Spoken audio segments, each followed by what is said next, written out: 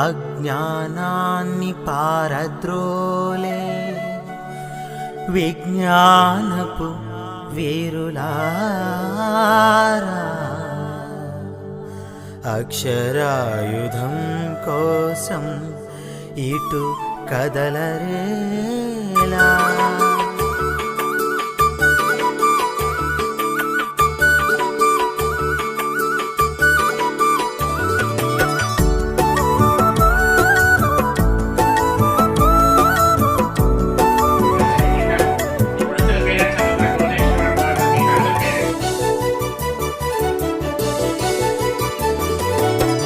అమ్మ ఒడిలోనే మనం ఎదగాలి, ప్రభుత్వ బడిలోనే చదవాలి.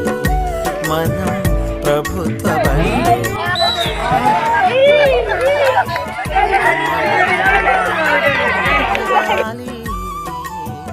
ప్రభుత్వ బడిలోనే చదవాలి. గణపతయే నమః.